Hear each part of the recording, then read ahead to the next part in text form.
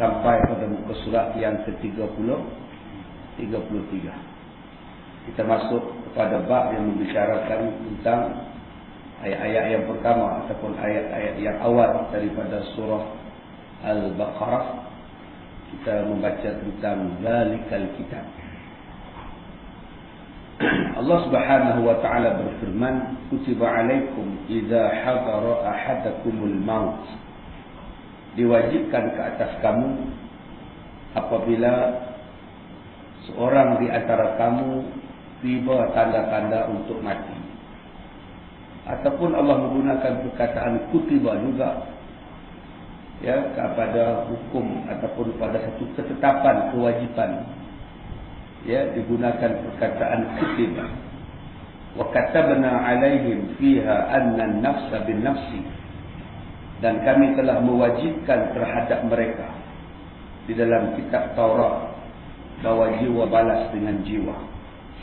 Wa laqad katabna fil Zabur, dan sesungguhnya telah kami tulis di dalam kitab Zabur.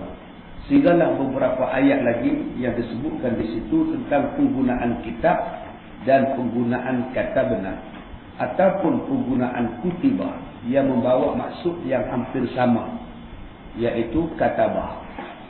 Surat 34.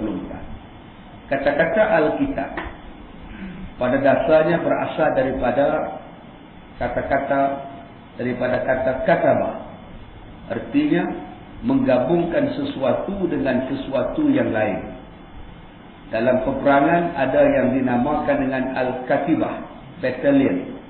Dinamakan Al-Katibah kerana di situlah para tentera berkumpul, digabungkan. Jadi perkataan Alkitab itu berasal daripada perkataan Katabah. Katabah maknanya ialah penggabungan. Kalau kita tengok dalam kitab Al-Quran, digabungkan beberapa ayat, digabungkan beberapa surah di dalam Al-Quran itu daripada kitab-kitab Taurat, kitab Zabur dan Injil. Kitab Taurat itu diturunkan kepada Nabi Musa AS dan diturunkan masanya selama 40 tahun baru habis. Dan diturunkan di dalam bahasa Ibrani. Kitab Zabur dalam bahasa Suryani. Kitab Taurat mengandungi hukum-hukum, peraturan-peraturan hidup. Kitab Zabur tidak mempunyai hukum dan peraturan hidup. Kitab Zabur adalah kata-kata nasihat. Dalam kitab Zabur mengandungi kata-kata hikmah.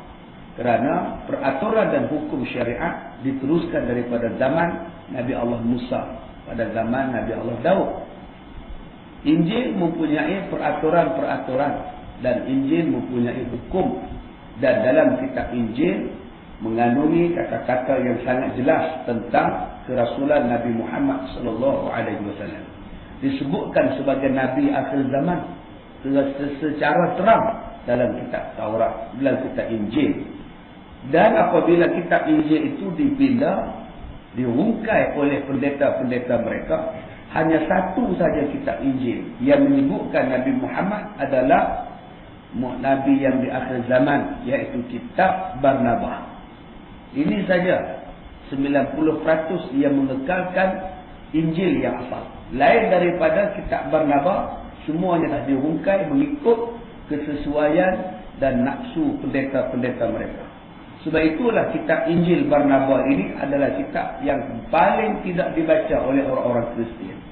Kerana dalam kitab Barnabas itu disebutkan bahawa Ahmad atau Muhammad adalah nabi di akhir zaman. Dan kitab Barnabas ini tidak dipakai dan paling tidak dibaca oleh padri-padri, oleh Kristian, kerana sebut secara terang-terang di dalamnya bahawa Nabi kita Muhammad sallallahu alaihi wasallam adalah nabi di akhir zaman dalam kitab itu. Baik, maka digabungkan, maka dipanggillah sebagai Alkitab. Di dalam Al-Quran banyak ayat-ayat yang dipetik, yang diambil daripada kitab Taurat. Di antaranya dalam suratul Baqarah, yas'alunaka madza yunfiqun qul ma anfaqtum min khair falil walidain wal aqrabin wal yatama wal masakin. Sampailah habis pada ayat itu adalah ayat daripada kitab Taurat yang kita sebut sebagai perjanjian, 10 perjanjian itu. Al-Mutannabi pernah berkata kepada Saifuddaulah, wahai harta yang telah dihabiskannya, hiburkanlah dirimu, kerana begitulah yang dilakukan untuk pasukan perang. Alkitab dinamakan kitab kerana ia menggabungkan beberapa kalimah antara yang satu dengan yang lainnya. Zalikal kitab, maksud Alkitab itu ialah menggabungkan beberapa kalimah, menggabungkan beberapa perkataan dan membentuk kalimah-kalimah yang baru, membentuk hukum-hukum yang baru. Maka disebutlah zalikal kitab. Inilah sebuah kitab yang tidak ada kitab lain macam kitab Al-Quran. Sebab itulah dinamakan dengan Al-Kitab, khusus untuk Al-Quran sahaja. La raiba fihi, pada surah yang kedua, tidak ada keraguan. La raiba fihi, di dalamnya. Raiba maknanya keraguan. La raib, tidak ada keraguan. Di mana? Fihi, di dalam Al-Quran. Baik, di situ ada dua titik. Tiga titik yang ada dua kali ditulis. Menunjukkan kaedah pembacaannya hendaklah diberhentikan pada salah satu daripada dua titik itu. Alif Lam Mim. Zalikal kitabu la raiba fihi hudan lil muttaqin. Berhenti pada fi. Kalau tidak mau berhenti pada fihi, berhenti pada raib. Zalikal kitabu la raib fihi hudan lil muttaqin. Salah satu berhenti. Jangan berhenti dua-dua pula. Zalikal kitabu la raib fihi hudan lil muttaqin. Tidak disuruh berhenti. Ataupun jangan tak berhenti langsung pula. Berhenti salah satu pada dua titik itu. Kerana dua-duanya mengandungi makna yang menjelaskan. Kenapa dibubuhkan dua titik di situ?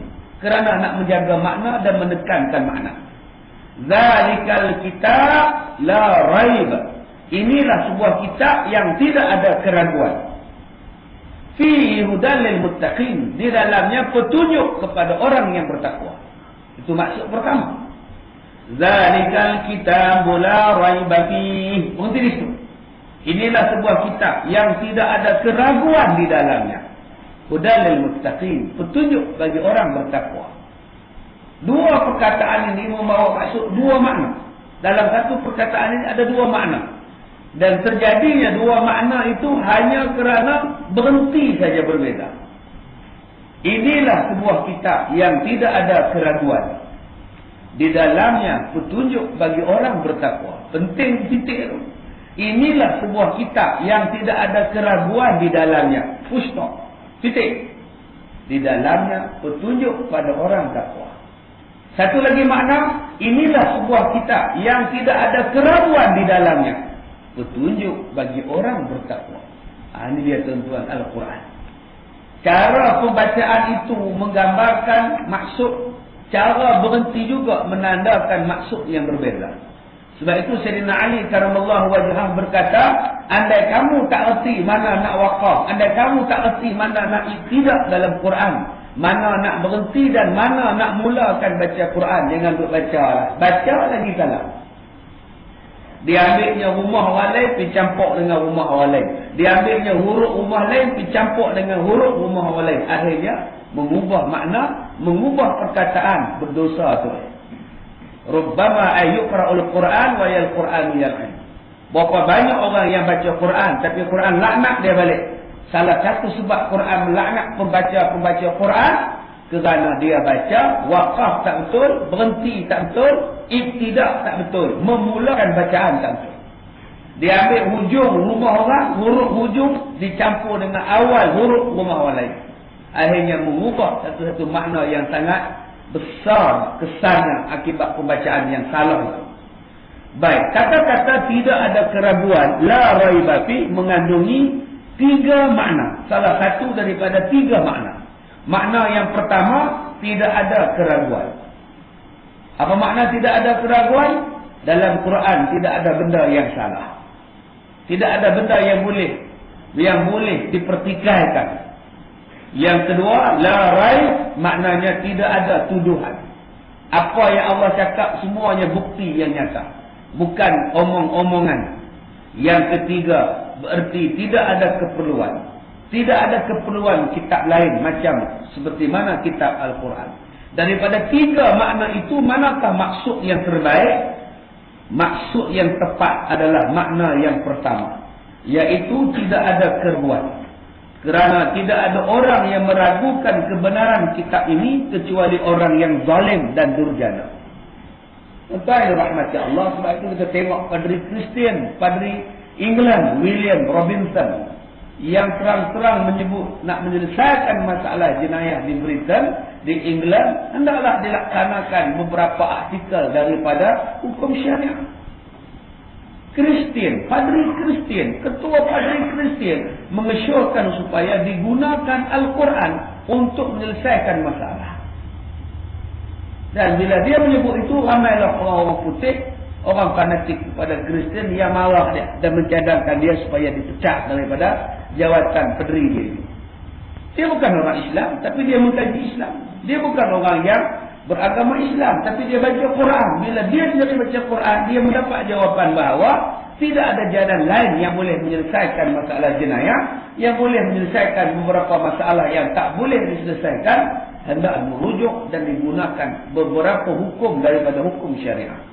Ini satu perkara yang disebut oleh orang putih, oleh orang Kristian.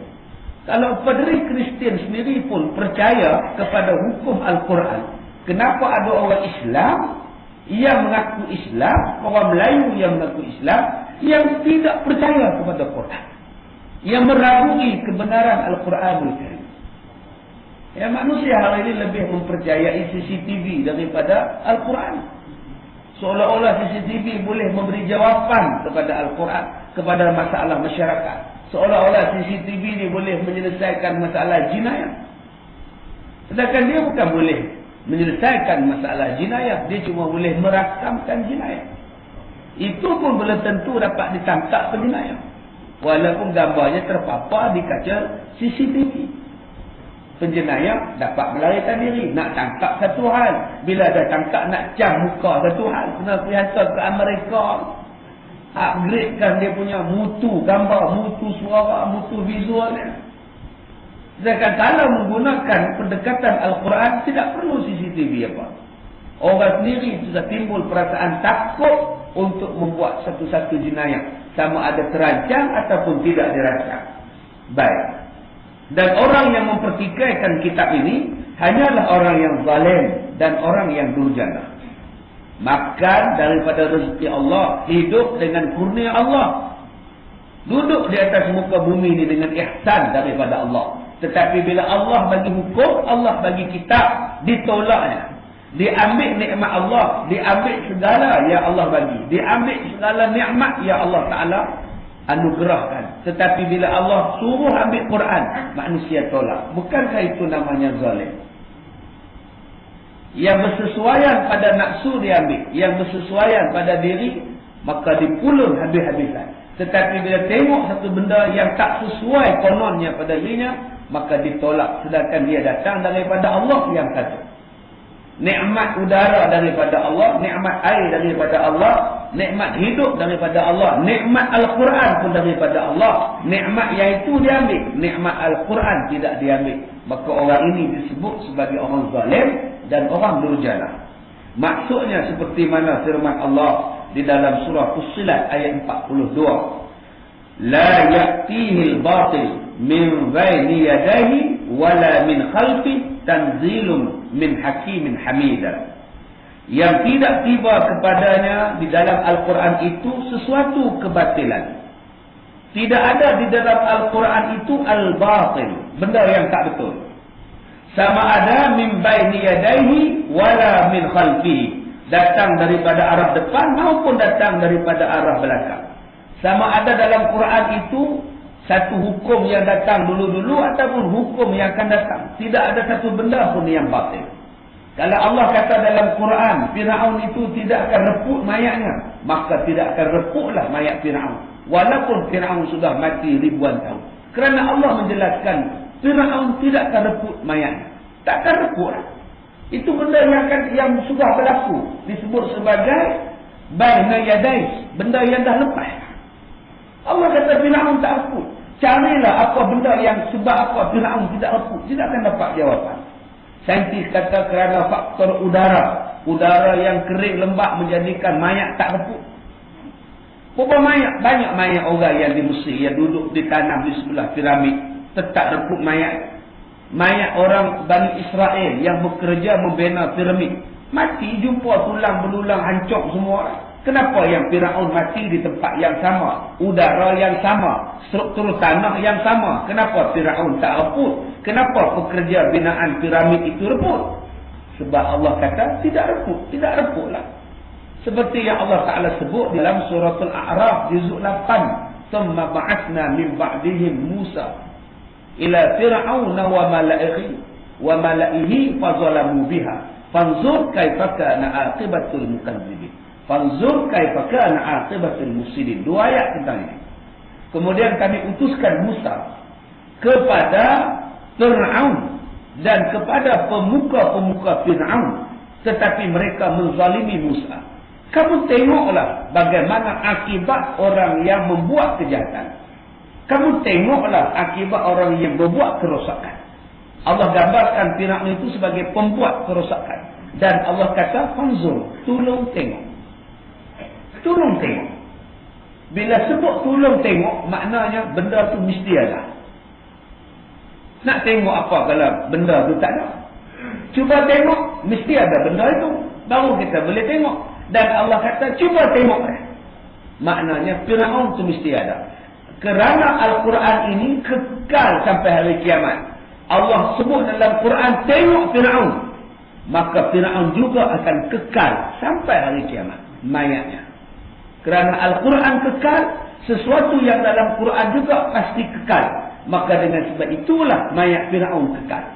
Tuan-tuan carilah bahan awet apa, rempah apa, kimia apa yang mengawet Firaun, jawapannya takkan jumpa. Kerana diawetnya Firaun itu dengan ilmu dan perintah daripada Allah Subhanahu wa ta'ala. Ini yang disebut sebagai kebenaran masa lepas.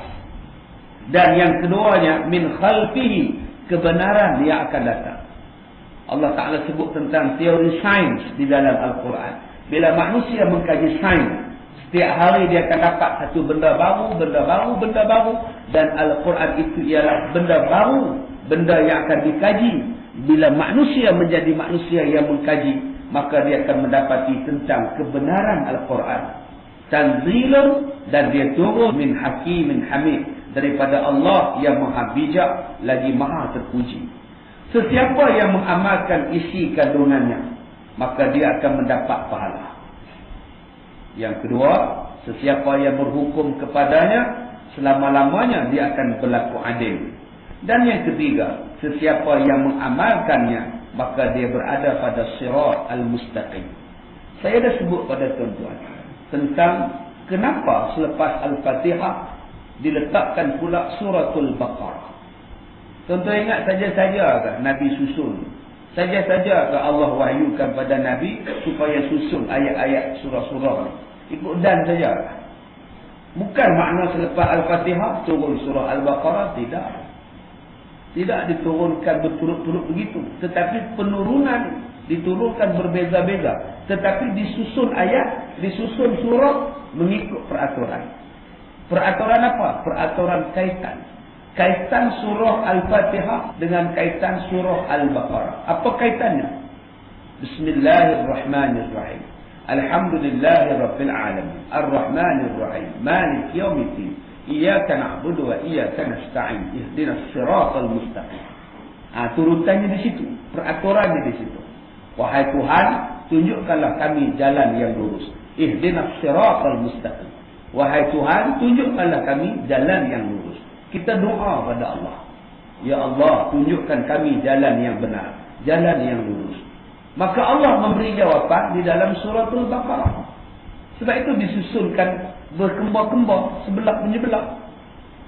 Baca belah sini, dapat jawapan belah sini. Ya Allah, tunjukkanlah kami jalan yang lurus. Bagaimana jalan yang lurus? Zalikal kitab la raiba fi hudan lil muttaqin. Oh, kamu nak lurus, inilah dia kitabnya. Petunjuk bagi orang bertakwa. Sila pakai kitab ini. Allah makbulkan doa kita dalam surah Fatihah, dalam suratul Baqarah. Dalam Fatihah kita minta, ya Allah, bagilah kami jalan lurus. Maka Allah bagi jawapan, nak lurus, inilah dah ikut kitabnya Al-Quranul Karim. Kita minta, Allah bagi jawapan, tapi ditolak. Merayu setiap hari, tunjukkanlah jalan, tunjukkanlah jalan. Dah bagi signboard lah, ada nama jalan, ada anak panah semua dah, tak mau ikut. Macam mana? Macam kita lah. Nak pergi satu tempat, mana jalannya? Oh, tu ada anak panah. Oh, itu ada, ditunjuk arrow dia. Yang tu ada nama tempat. Tu lagi berapa meter nak sampai. Hang ikut je itu. Dia sendiri minta jalan mana saya nak pergi. Tapi, bila orang tunjuk, dia kata, tak mau pakai ni, tak sesuai. Dia ikut jalan melalui. Bila nak sampai kepada jalan yang benar? Bila nak sampai? Macam saya lah nak balik ke Ipoh. Saya tunjuk dah. Warna hijau, warna putih, lebuh raya. Tu signboard lebuh raya. Tak, Melaka lebuh raya tempat lain. Tu warna biru. Jadi warna tak elok dah lebuh raya. Ipoh, Alustar, Bukit Kayu Hitam. Nak pergi ke Ipoh, itulah jalan dia. Tak mau ikut pun dari Tuhan ni. Lama sampai ke Johor. Nak pergi ke Ipoh, tapi tak mau ikut peraturan, pergi ke Johor jawapannya. Sopalah kita pun, kita minta jalan yang benar. Tetapi bila Allah bagi jawapan, nak jalan yang benar ialah Quran. Geleng kepala. Bila nak sampai kebenaran? Maka bila tak sampai kebenaran, kezaliman akan berlaku. Budak yang patut-patut boleh main aci. Budak yang patut-patut boleh sambut hari jadi dengan mak bapak dia. Budak yang patut pakai baju baru sambut hari raya. Tapi tak boleh sambut, tak boleh sambut hari jadi, tak boleh pakai baju raya sebab kena colek. Kalaulah dilaksanakan peraturan Allah, tak ada siapa orang dicolek siapa. Zaman Nabi kita mana ada orang colek budak-budak. Budak-budak boleh main bola di padang. Boleh naik buayan di taman kanak-kanak. Boleh berjalan di bawah rumah dia. Boleh berjalan di luar rumah dia. Sekarang nak pergi mana pun tak boleh. Kezaliman berlaku. Kenapa kezaliman berlaku? Kerana hudan lil muttaqin, yakni Al-Quran tidak diguna pakai. Firman Allah Ta'ala, hudan lil muttaqin, sebagai petunjuk bagi orang yang bertakwa. Tadi kita minta supaya tunjukkan kami jalan yang benar. Allah tunjukkan kita Al-Quran. Tuan-tuan, ada benda yang paling pantas. Ada yang kata benda yang paling pantas pesawat supersonik, kelajuan mengatasi daripada bumi. Ada yang kata benda yang paling laju ialah cahaya. Cahaya matahari sekarang ni dia tak keluar lagi. Nanti pukul 7.30 dia keluar. Sekejap aja dia keluar. Cerah bumi. Ada yang kata benda yang paling laju buruk. Laju amat. Ada yang kata sepantas kilat. Kilat itu paling laju. Sebenarnya tuan-tuan, yang paling laju, yang paling cepat ialah doa yang mustajab. Tak ada aja tangan sak Allah bagi. Tapi manusia malas berdoa. Jarang berdoa. Dan nak berdoa pun bila tiba masa terdesak. Kalau tak ada benda nak minta, tak minta saja. Dia tunggu ada masa nak minta, tersesak, terdesak, baru nak minta. Kalau tak ada benda tersesak dan terdesak, dia doa tu pun biasa. Kalau habis-habis semayang, ya Allah, ya Tuhan, kira macam selalu lah. Itu je. Macam dia order roti canai. Mama macam biasa, macam tu je dia buat. Doa macam tu, kira macam biasa lah. Amin. Punya malahnya tuan-tuan manusia. Sedangkan doa lah benda yang paling cepat sekali kalau Allah sayang pada kita. Minta aja Allah bagi. Minta aja Allah bagi. Dibuktikan berapa banyak dah tuan-tuan perbuatan yang paling cepat yang bila Allah makbulkan, iaitu suatu yang agung. Hudan lil muttaqin. Huda, petunjuk. Perkataan huda ni dalam bahasa Arab petunjuk. Dalam bahasa Melayu yang berenam itulah Nurul Huda. Dalam bahasa Urdu, huda ni ialah Tuhan. Gandhi dah berpuluh tahun dah mati Gandhi. Orang duk sambut lagi upacara memperingati kematian Gandhi. Gandhi ni tuan-tuan, semua benda hak baik dianggap Tuhan. Bila orang tanya dekat dia, tuan, kenapa naik kereta api kelas 3? Dia jawab, sebab tidak ada kelas 4. Kalau ada kelas 4 pun naik kelas 4. Nasib baik kereta api ada kelas 3 masa dulu. 1, 2, 3. Dia naik kelas 3. Sedangkan dia pemimpin rakyat. Naik kelas 3, duk bersusuk sekali. Orang tanya kenapa naik kelas 3? Sebab tidak ada kelas 4. Kalau ada pun naik kelas 4. Orang dia, semua benda dia kata baik. Dan semua benda yang dia kata baik itulah Tuhan mendigandi. Termasuklah lembu. Malah kata dia lembu lebih baik daripada mak. Mak menyusukan anak 2 tahun. Lembu menyusukan kita sampai tua. Tuan-tuan ni tua lah nak minum lembu, susu lembu lagi. Maknanya lembu lebih baik pada mak menurut pahaman Gandhi. Subhanallah.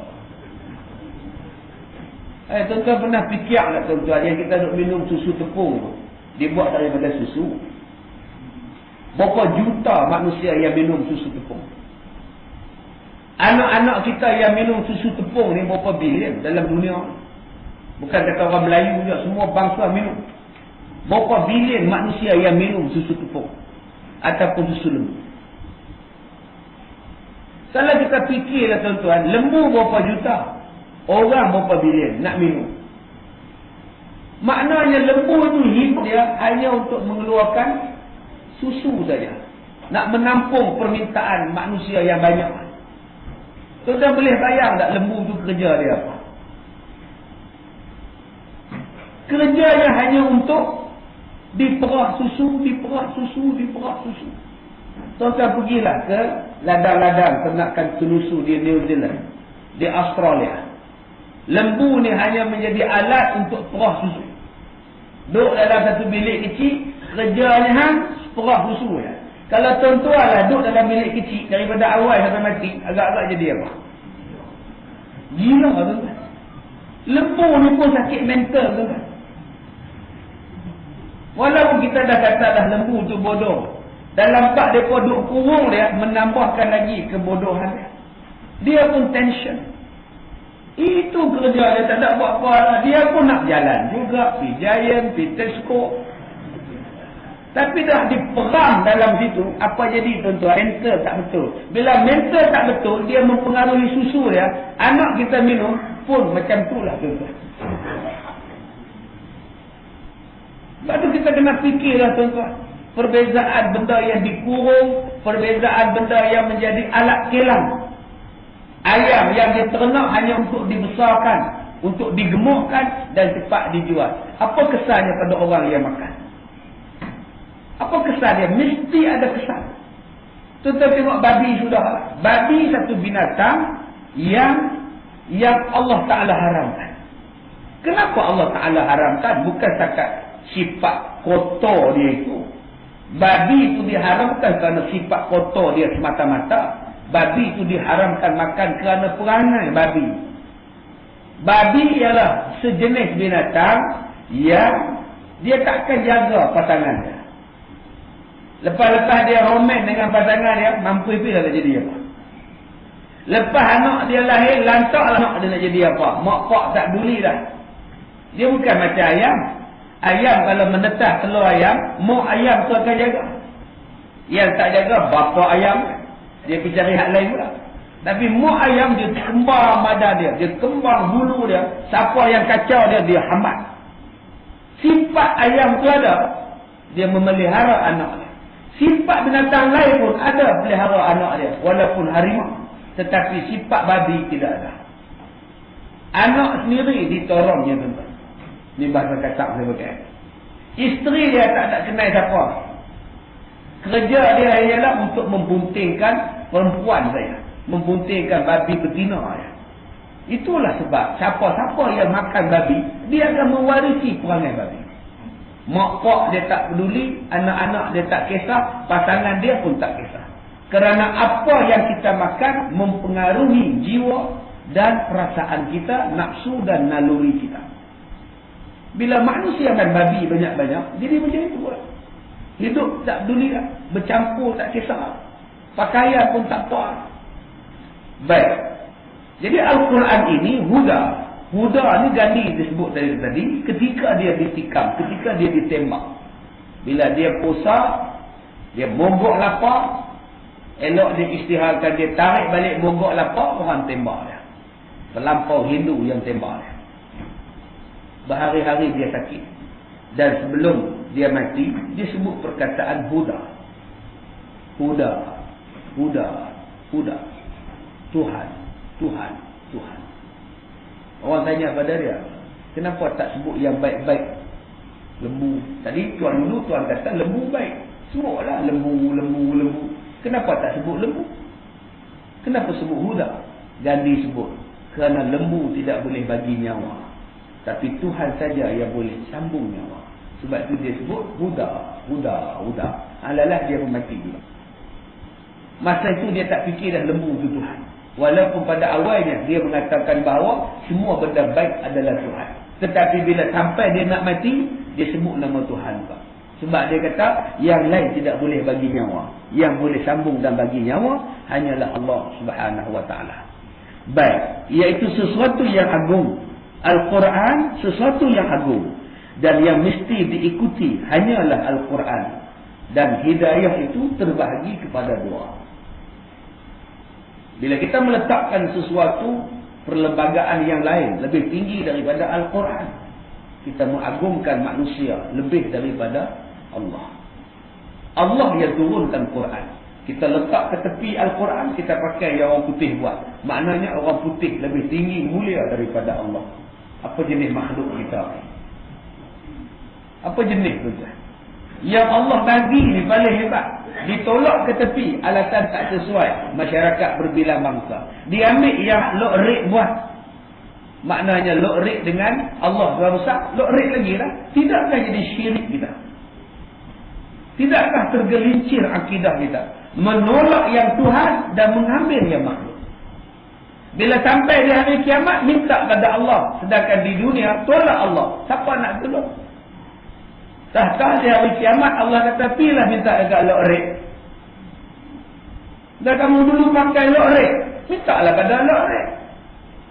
Sebab dalam hadis sebut, sesiapa yang beribadat kepada manusia, sesiapa yang beribadat kerana manusia, Allah kata di hari kiamat mintalah pahala daripada orang yang kamu buat ibadatnya.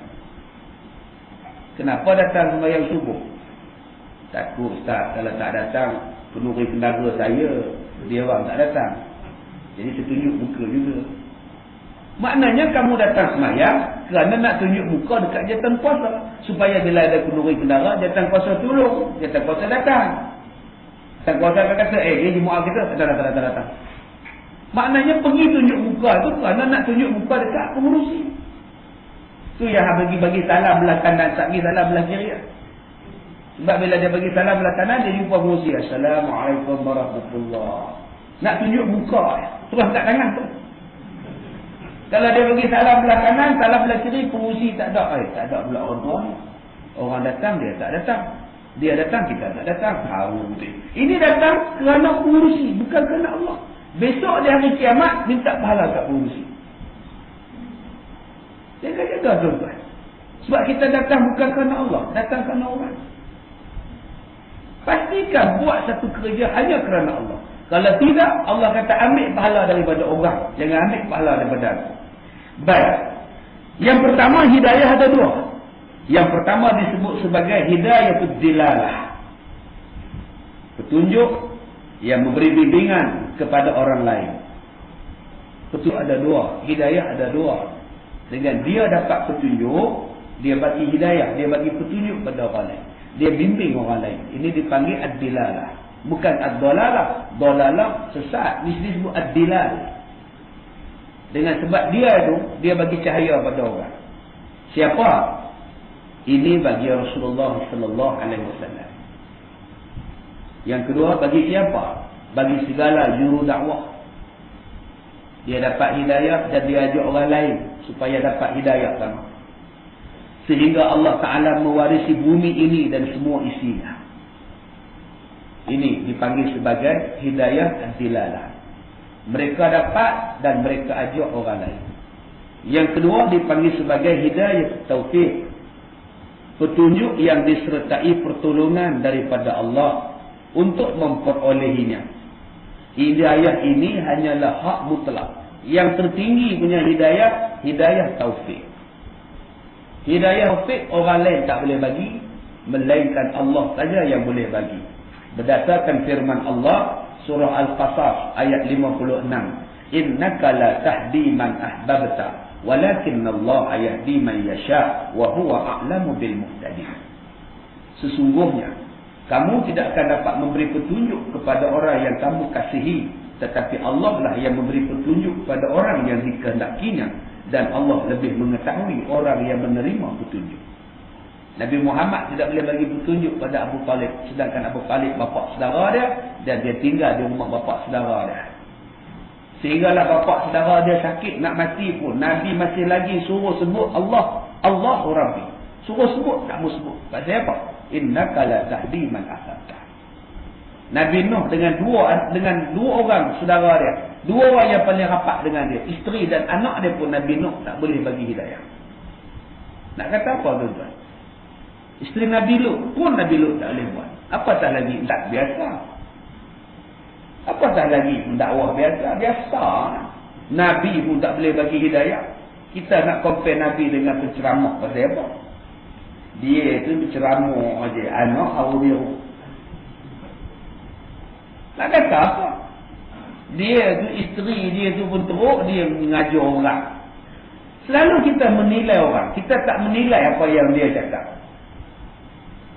Layak tak layak tuan-tuan kata benda tu pada Rasulullah? Sibuk nak dakwah ke orang, bapak saudara berkafir. Apa dah cakap kat Nabi ni? Kenapa kita tak cakap pada Nabi macam itu? Sebab Allah dah kata dah, kamu takkan boleh bagi hidayah. Walaupun kamu Nabi. Kalau Allah tutup pintu hati, ya, memang tak boleh kata apa. Begitulah kita pun, kalau tuan-tuan jumpa ustaz ke, penceramah ke, pendakwah ke, tengok keluarga dia pun hawa biru, tak salah nilai keluarga dia. Mungkin dia cakap, tapi isteri tak mau ikut. Saya pergi dengan satu tuk guru meninggal. Isteri tak pakai tudung, dulu-dulu ni. Kalau pakai pun remoh nampak. Dia tuk guru. Datang satu hamba Allah masuk dalam kelas kami. Hampa ni mengaji dengan apa dengan dia. Bini dia pun tak pakai apa. Tudung apa tak pakai. Hampa dia ikut saya apa. Kami diam tak jawab. Dia duduk bising sangat. Pok-pek bicara ustaz lain lah. Ustaz tu tak warok lah. Hampa ikut. Bini tak ikut aurat. Saya pun bangun. Saya kata abang, kalau abang pandai daripada dia, kami ikut abang.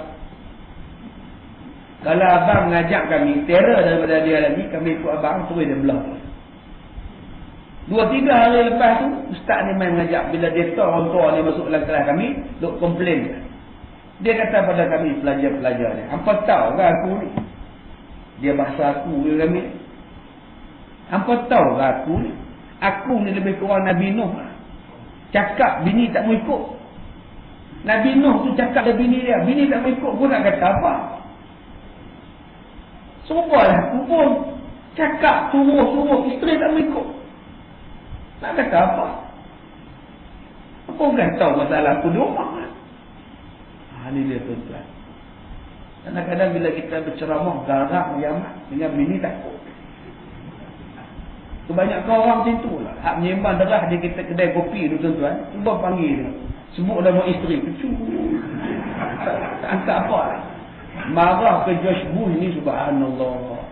Bila anak bagi tahu, pak, mak panggil balik. Okey, tinggal saya tarik tak habis pun. Sebab tu dia cakap derah je tuan-tuan. Cakap ni kuat yang dah lama isteri dia baru isteri dia pakai tudung. Balik pada haji isteri dia baru. Ni tuan-tuan, meninggal pun untuk guru. Tapi orang alim. Orang alim tuan-tuan. Nak buat kata apa kat isteri dia? Dia pun dah habis malu pun nak kata apa. Takkan nak cerai pun. Nasihat tiap-tiap hari. Sebab tu Sayyidina Ali kata, jangan tengok siapa yang cakap. Tolong tengok apa benda yang dia cakap. Kita sekarang ni tengok siapa cakap. Tu penyakit. Bila kita tengok siapa bercakap, kita akan nilai dia. Kita akan menilai dia. Tapi kalau kita tengok apa yang dia cakap, kita akan nilai betul tak betul apa dia cakap. Jangan menilai orang. Kadang-kadang orang yang cakap tu orang yang hina sangat pada kita. Tapi dia cakap betul. Tetapi dengan sebab kita tengok dia siapa, hang siapa, kamu siapa. Bila kita tanya kamu siapa, habis kita dah menutup hidayah. Macam orang-orang zaman Quraisy, kafir Quraisy, kenapa menolak Rasulullah? Sebab dia tengok Rasulullah. Muhammad siapa? Anak yatim. Allah. Muhammad siapa? Buta huruf. Muhammad siapa? Miskin. Macam ni nak jadi ketua. Miskin, menumpang sana, menumpang sini. Orang mengaku Nabi. Sebab itu mereka tolak Rasulullah. Mereka tolak Rasulullah mula-mulanya atas pribadi Nabi. Anak yatim. Mana layak orang tak kenal bapa, orang tak kenal mak nak jadi Nabi. Itu alasan pertama. Yang keduanya, Nabi Muhammad orang miskin. Mana layak orang miskin nak jadi ketua. Sedangkan kita lebih banyak orang kaya. Al-Walid kaya, Abu Jahal kaya, Lahab kaya. Takkan Nabi Muhammad dia miskin. Apa dia boleh bagi pada kamu? Kamu boleh bagi gambaran. Bagaimana? Ada pertikaian gitulah. Yang ketiganya sebab Nabi ni tak pergi sekolah. Nabi tak ada tok guru. Nabi tak kerti baca dan menulis. Sedangkan Al-Walid bin Mughirah orang yang cerdik. Kata mereka yang patut jadi Nabi Al-Walid. Sebab dia orang pandai. Mereka bukan menilai apa yang Nabi cakap lagi. Mereka tak menilai itu. Mereka menilai Muhammad. Apa Muhammad? Apa Muhammad? Jadi Nabi. Kerana mereka tengok kepribadian Rasulullah. Sedangkan memang Allah Ta'ala lantik Nabi daripada kalangan macam itu. Sebab nak membenarkan Allah, membenarkan kata-kata Allah. Kalaulah Nabi Muhammad itu pergi sekolah, pandai membaca dan menulis, orang akan gunakan isu itu untuk menolak Nabi Muhammad.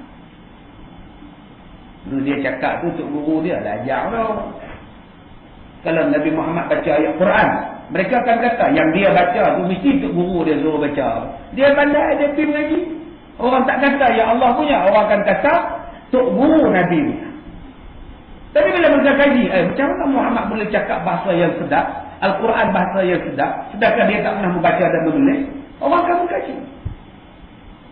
Itu sebab Allah Ta'ala tak lantik dia daripada kalangan pandai. Kalaulah Nabi Muhammad itu ada tok guru dia akan pelakir Nabi Muhammad.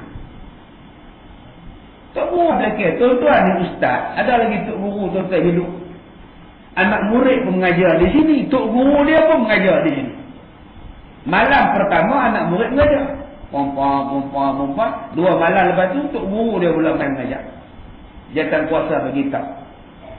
Ustaz, malam semalam anak murid ustaz mengajar kami bagus. Tu dia mengajar terang lah tok guru balas apa? Saya duk petuk kepala dia dulu tu. Tidak tak pandai macam itu. Dulu malas tu. Saya duk pelempang dulu. Lama-lama ajing.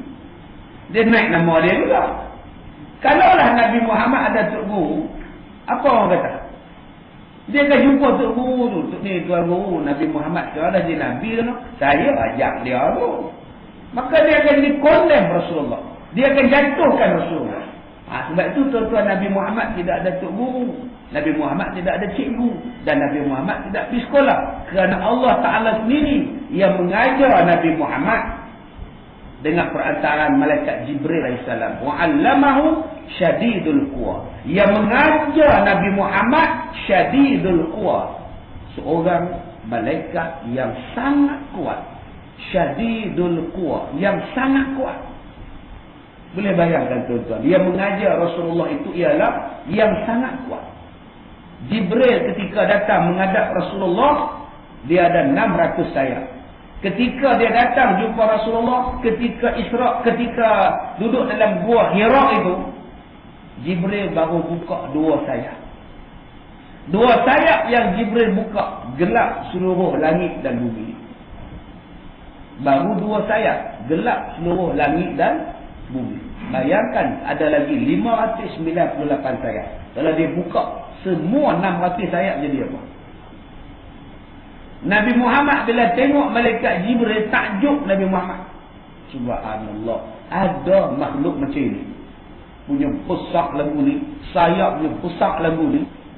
Jibril kata, kalau kamu nak tahu, malaikat Israfil lagi besar sayap pada aku. Dia terdiam Nabi Muhammad. Hak kamu tengok aku ni pun besar lah. Kalau kamu tengok Israfil punya sayap, lagi besar pada ini.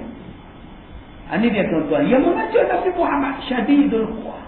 Ketika Jibril merosakkan, menghancurkan negeri Nabi Lut kerana perbuatan liwat, jerkah saja tuan-tuan. Jibril jerkah saja, melambung, meletup, berbunyi, terangkat bumi. Bumi Nabi Lut negeri Sodom dan Gomorrah itu terangkat ke atas, menjerit segala benda, meletup, sehinggalah bunyi letupan itu didengar oleh malaikat di langit. Subhanallah, punya kuat. Sebab itulah Nabi ni bukan kalangan daripada malaikat. Kalau Nabi daripada kalangan malaikat, tuan-tuan, dia jengkah kita mati semua. Sebab tu Nabi daripada kalangan kita manusia, jengkah tak kuat dari mana. Tapi kalau Nabi daripada malaikat, sebab mereka mempertikaikan Rasulullah, adakah Muhammad pergi pasar? Nabi pergi pasar, mereka komplain. Bila mereka tengok Nabi pergi market, beli bawang. Adakah Muhammad pergi pasar? Nabi, apa Nabi macam itu? Dia mengkomplain, patut Nabi ni malaikat, kata dia. Kalau turun malaikat je Nabi, pakai mati habis kita, tuan-tuan. Tak sembayang je dia jerkah. Tak sembayang je jerkah hancur bumi. Sebab itu Nabi tidak dilantik daripada kalangan malaikat. Nabi dilantik daripada kalangan manusia itu sendiri. Baik. Firman Allah pada surah Al-Baqarah tadi, hudal lil muttaqin. Mengapa ayat ini tidak mengatakan hudal lil muslimin? Kenapa dikatakan huda lil muttaqin? Banyak lagi boleh guna huda lil muslimin, petunjuk bagi orang Islam. Kenapa Allah tak guna perkataan petunjuk bagi orang Islam? Kenapa digunakan petunjuk bagi orang muttaqin? Jawapannya, bukan semua orang Islam nak pakai Quran. Yang nak pakai Quran hanyalah orang yang bertakwa. Kerana orang-orang Islam itu sendiri terbahagi kepada beberapa tingkatan. Sebahagian mereka ada yang melakukan dosa besar, yang dipanggil sebagai ahli-ahli fujur, orang yang buat dosa. Maka golongan ini belum mendapat hidayah yang sempurna. Sebahagian lagi kerjanya hanya berbuat dosa dan maksiat, jadi dipanggil sebagai ma'asi. Orang ini juga belum memperolehi hidayah secara sempurna dan komprehensif. Ada dua. Yang pertamanya fajir. Ini sudah dosa sak-sak semua. Yang kedua, dia mari kepada ma'asi, orang yang buat maksiat. Orang buat maksiat ni nak pakai Quran, betul-betul. Orang yang buat fajir ni nak pakai Quran. Kalau dia pakai Quran, pun jatuh dosa. Dibaca ayat nak jampi orang, ayat memikat, ayat guna-guna, dibaca ayat Quran. Ditukar ayat lain, ditukar baris lain, jadi sesat. Tuan-tuan jaga-jaga dengan zikir. Banyak orang sesat kerana zikir saja.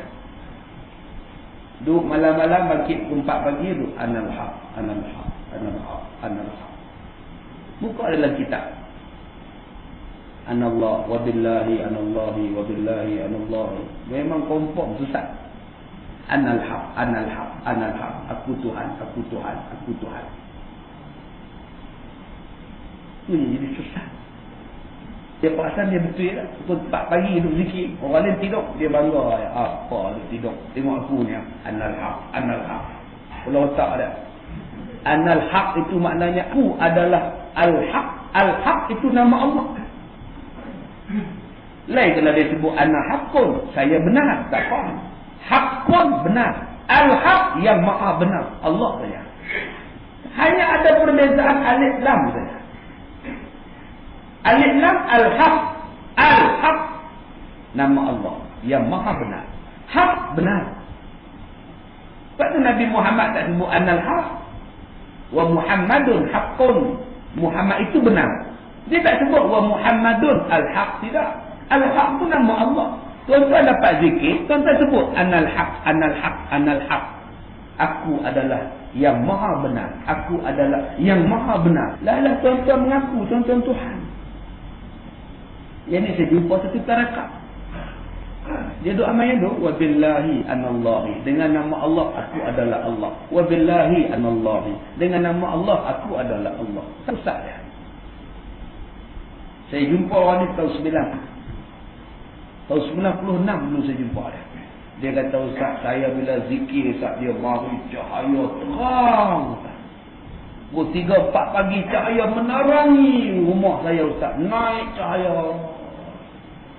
Bintang-bintang nampak. Itu nampak tak saya? Ada gambar saya adalah cahaya. Tak nampak lagi tak. Tapi nama saya banyak. Gambar saya banyak. Inilah dia tuan-tuan. Tuan-tuan buka dalam kitab Hidayatul Mutafakkirin. Kitab ni yang kita baca ni. Pagi nanti di surau Kenusahan. Diterangkan dalam kitab itu. Siapa-siapa yang duk berzikir dengan Anal Haq ataupun Wabillahi Anallahi, maka dia akan datang satu cahaya-cahaya yang gaib yang tak dapat digambarkan oleh manusia biasa. Yang sebenarnya bukan datang daripada Allah, datang daripada syaitan, datang daripada jin. Yang akan meyakinkan dia apa yang dia sebut itu adalah benar. Jaga-jaga tuan-tuan. Macam mana yang berlaku kepada Syekh Abdul Qadir Jilani. Syekh Abdul Qadir Jilani tiap-tiap malam, semayang malam, datang satu suara, satu cahaya kata, kamulah orang yang paling baik sekali. Kamulah yang manusia tertinggi sekali. Kamu telah mencapai tingkatan manusia paling agung. Orang alim bila dengar suara macam itu, celaka kamu setan. Itu kata Abdul Qadir Jilani. Kamu setan. Tadi kita kalau tak ada ilmu, tak ada takwa macam Qadir Jilani, iya ke? Bila suara kata macam itu, kamulah yang paling tinggi makamnya, iya ke? Sudah. Suara tu menjawab, iya lah, itu dia. Tak payah semayang dah. Tak ada semayang sebab dia mengaku dia Tuhan. Kamu dah Tuhan, buat apa lagi kamu nak semayang? Itu yang jadi susah. Saya jumpa dengan satu perempuan, inilah kesnya. Dia kata dia semayang tiap-tiap malam. Tiap-tiap malam semayang malam. Bila dia semayang satu malam, dia kata, Ustaz, datang satu orang cahaya putih. Jadi apa dia buat? Dia cakap. Saya dengar dia cakap. Apa dia cakap? Aku suka dengan kamu. Kamu rajin semayang malam. Kamu rajin ibadat malam. Kalau kamu nak, aku boleh bagi kepada kamu satu ayat. Kamu amal. Kamu boleh mengubah orang. Kamu boleh dekatkan diri dengan Allah lagi. Nak tak? Nak? Kamu siapa? Aku wali Tuhan. Wali Allah. Kalau kamu nak, kita jumpa malam besok. Kamu semayang, selepas semayang kita jumpa. Maka dia pun semayang pada malam besoknya. Cuba tuan-tuan siasat. Dia semayang pada malam besoknya itu kerana Allah ke? Kerana nak jumpa dengan konon-konon wali tadi. Kerana Allah ke dia semayang? Bukan. Dia jumpa kerana sudah ada temu janji dengan wali. Selepas tahajud, aku nak jumpa dia.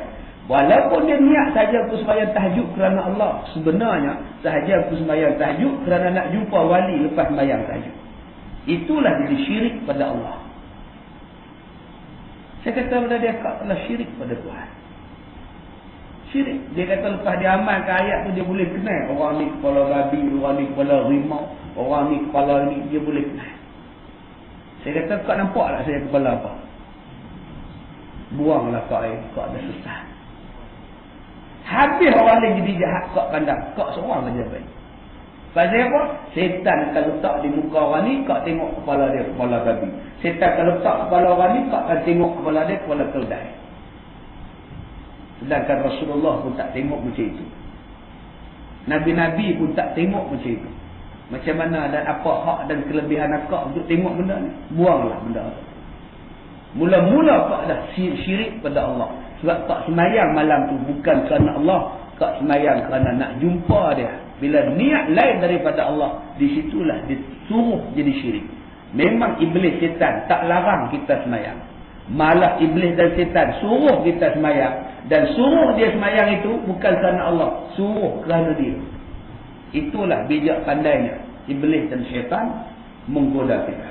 Baik, kita akan sambung lagi. Hudal lil muttaqin. Dalam bab, kenapa digunakan perkataan lil muttaqin? Kenapa tidak digunakan perkataan muslimin, mukminin? Kenapa digunakan perkataan muttaqin saja? InsyaAllah kita akan sambung pada kuliah yang akan datang. Kita sudahi dengan surah Al-Asr. Bismillah.